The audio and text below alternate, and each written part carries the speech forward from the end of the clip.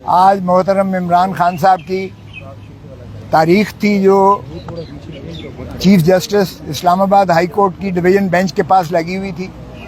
12 بجے کا ٹائم تھا. 12 بجے سے ہم 1:45 بجے تک بیٹھے رہے اور پسینے میں شرابور ہو کر بیٹھے رہے.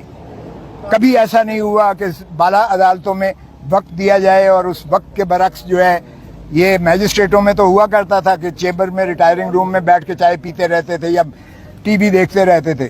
ہائی کورٹوں میں کبھی ایسا نہیں ہوا تھا. میں نے شکایت بھی برملا کی, اگرچہ چیف جسٹس صاحب نے اس کی معذرت کی, لیکن میں نے کہا جی یہ کٹسیز ختم ہو گئی ہیں.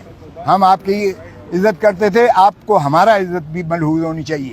ہم پسینے سے شرابور ہو کر جو ہے یہاں 2 گھنٹے سے بیٹھے ہوئے ہیں اور آپ نے جو ہے ٹائم دے کے ابھی نہیں آئے. اور پھر میں نے ان کو بتایا کہ خان صاحب کے ساتھ یہ ایڈیشنل سیشن جج جیل میں جا گیا ہے انسپیکشن کرنے کے لیے, اور اس نے لکھا ہے کہ خان کے کمرے کے باہر جو ہے وہ لگا ہوا تھا کیمرہ لگا ہوا تھا, جو ان کو نہانے کی جگہ اور جو ان کو انخلا کی جگہ تھی وہ کھلی تھی. یعنی شرمناک جو ہے, شرم آنی چاہیے ان کو کہ ایک کوئی بھی ہو, سابقہ وزیر اعظم ہو یا کوئی بھی پریزنر ہو, کیا اس کی آپ اس طرح سے پرائیویسی میں کیمرے نکال کے اس کو نہاتا دیکھیں یا وہ اپنا انخلا کے لیے جائے اور آپ اس کی جو ہے اس طرح سے تصویریں کیمرے میں دیکھتے پھریں. یہ آج تک نہیں ہوتا دنیا میں, یہ ہو رہا ہے عمران خان کے ساتھ. اور پھر اس نے کہا کہ ایڈیشنل سیشن جج نے رپورٹ دی ہے جو میں نے آج پیش کی ہے اس عدالت میں, عدالت عالیہ میں, اور اس نے کہا ہے کہ انہوں نے مجھے شکایت کی تنگی کی ساری. اب اندازہ کیجئے گا حکومت اس کو بیٹر کلاس دے رہی ہے. جو سزا ہے وہ سمپل امپریزنمنٹ ہے, مشقتی سزا نہیں ہے, سادہ سمپل امپریزنمنٹ ہے جو سزا دی ہے. اور اوپر تو رہا یہ کہ اس کو بیٹر کلاس دی ہے اس لیے کہ وہ اسٹیٹس کے مطابق دیتے ہیں. وہ سابقہ وزیر اعظم ہے اور ایسی جگہ پہ اسے رکھا ہوا ہے اٹک جیل میں جو جانوروں لائق بھی نہیں ہے جہاں رکھا جائے. تو یہ جو ہے میں نے اس کو دی ہے, بتائی ہے اس کو. اور کل میں نے خان سے ملنا بھی ہے اس لیے کہ ان کی طرف سے ایک ریکویسٹ آئی تھی کہ آپ ضرور پلیز ملیے گا. تو میں نے آج ان کو بتایا ہے, جو چیف صاحب نے اجازت تو دی ہے. آج جب شروعات ہوئی بحث کی تو وہ وکیل صاحب آ گئے ایک مدعی کی, پتہ نہیں اس کے لیے کون انتظار کر رہا تھا. مدعی کے وکیل صاحب وہ ہیں جو میرے شاگرد کے شاگرد ہیں, جو وزیر قانون کے, اور ماشاءاللہ وہ شروع دن سے, پہلے دن سے وہ وکیل ہیں مدعی کے, پہلے دن سے الیکشن کے وہ سارے ٹرائل میں موجود ہیں. اور کہتے ہیں جی مجھے تیاری کے لیے وقت چاہیے. جج صاحب نے کہا بھائی تم تو خود بیچ میں رہے ہو, 2 ہفتے چاہیے مجھے. میں نے کہا سبحان اللہ, جب ہم نے مخالفت کی تو کہتا ہے 10 دن دے.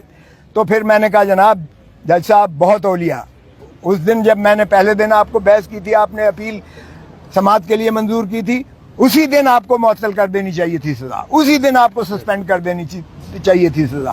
پھر بھی آپ نے باوجود نوٹس دیا شارٹ ڈیٹ کے لیے, اور وہ تب اس لیے نہ لگ سکا کہ آپ بوجہ علالت چیف جسٹس صاحب بیماری کی وجہ سے عدالت نہیں کر پا رہے تھے, جس وجہ سے تساہل ہو کر آج لگی تھی.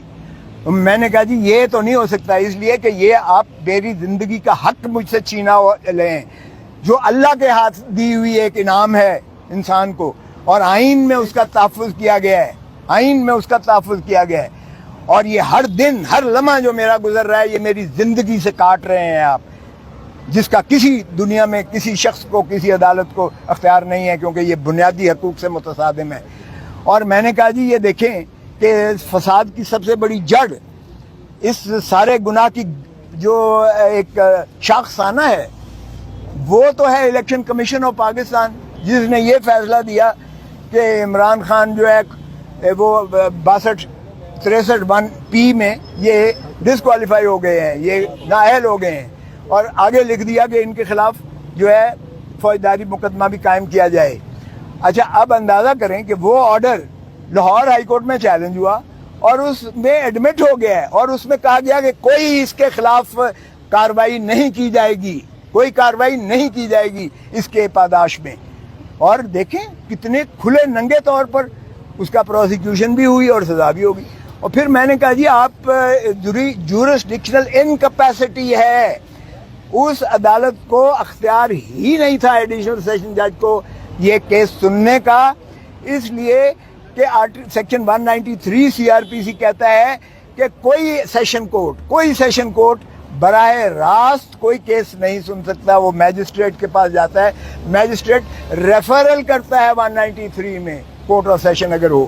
اور میں نے 2022 سپریم کورٹ منتھلی ریویو کا حوالہ دیا ایگزیکٹ اسی نقطے پر انہوں نے سیشن کے آرڈر کو سیٹ اسائڈ کر دیا ایگزیکٹ اسی پر. تو پھر میں نے کہا جی یہ تو سارا ٹرائل ہی جو ہے غیر آئینی ہے اور یہ اس کی سزا جو ہے وہ کالعدم ہے اور یہ نان ایسٹ ہے.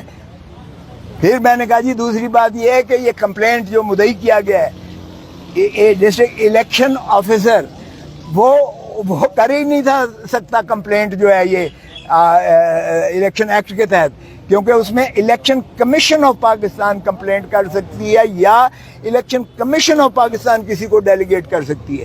یہاں سیکٹری الیکشن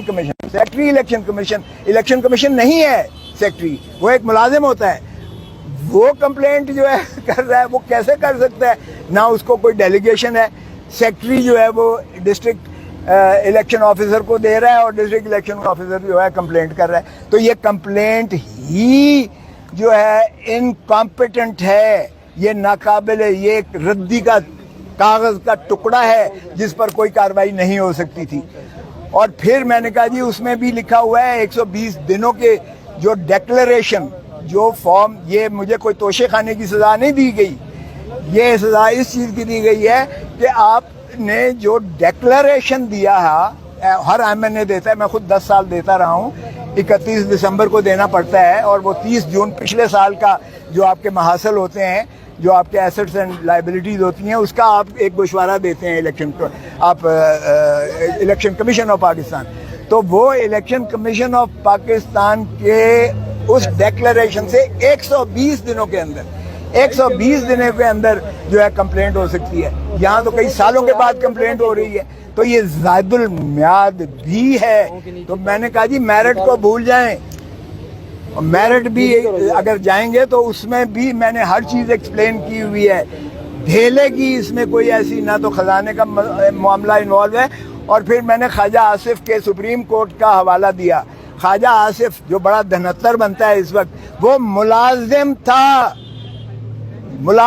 UAE میں, اور ہما وقت ملازم تھا, فل ٹائم ملازم تھا, اور تنخواہ لیتا تھا جب وہ یہاں ڈیفنس منسٹر بھی تھا, جب فارن منسٹر بھی تھا. اور اس کو جب نااہل کیا ہائی کورٹ نے, تو سپریم کورٹ نے یہ کہہ کر اس کو جو ہے کر دیا کہ جی وہ ہر نااہلی, ہر چیز کی جو ہے اندراج ذکر نہ کرنا ڈیکلریشن میں, وہ کرپشن نہیں ہوتی ہے. ڈیکلریشن میں اگر کوئی کرپشن سے حاصل کیا ہوا پیسہ ہو, یہاں تو کوئی کرپشن کا سوال ہی پیدا نہیں ہوتا ہے. اگر توشہ خانہ کا سارا کیس بھی لے لیں, کرپشن تو ہے ہی نہیں. مروجہ وقت کے مطابق پیسے دے کے خان صاحب نے لیا, جو اسیسمنٹ کی وہ بھی سرکاری اسیسمنٹ ہوتی ہے, تو اس میں تو کوئی ایلیمنٹ تھا ہی نہیں. تو میں نے کہا جی یہ آپ دے لیں, اور یہ میں ایک دن بھی میں آپ کو تاریخ دینے کے حق میں نہیں ہوں, کیونکہ ہمارے اوپر بہت زیادہ پریشر ہے کہ آپ سے یہ نہ سنوائے جائیں کیسز, کیونکہ آپ نے جتنے فیصلے کیے ہیں آپ نے سارے عمران خان کے خلاف فیصلے کیے ہیں, اور جب آپ منظور بھی کرتے تھے تو پھر اسی کے پاس واپس بھیج دیتے تھے. کبھی آج تک ہوا ہے کہ نگرانی ایکسیپٹ کی جائے, ریویژن ایکسیپٹ کی جائے, اور پھر اسی کو کہا جائے کہ تم فیصلہ کرو, جو فیصلہ آلریڈی دے چکا ہے. 2 مرتبہ یہی کیا گیا. اور پھر میں نے کہا جی کہ اگر آج آپ ملتوی کریں گے تو پھر آج خواجہ حارث نہیں آیا, کل ہو سکتا ہے میں بھی نہ آؤں, کیونکہ ہمارے اوپر پریشر یہ ہے کہ آپ سے نہ سنوایا جائے کیسز, اور آپ اس لیے کہ بائسڈ ہیں. ایک طرف تو آپ دیکھیں کہ جب اس کی ڈیفنس عمران خان کی اسٹرائک آف کی گئی ہے, صفائی دینے کا موقع اس کو بند کر دیا گیا ہے, اور اس کی جب ہم نے نالش کی تو آپ نے نوٹس دے کے آپ نے پروسیڈنگ سٹے کیوں نہیں کی. اب کیا ہوگا, وہ ریویژن پینڈنگ یہاں پڑی ہوئی ہے, تو کیا ریویژن اس کا کیا اچار بنائیں گے؟ آپ نے اس کو تو انعام دے دیا, اس ایڈیشنل سیشن جج کو اگلے ہی دن لندن میں بھیجا گیا ہے.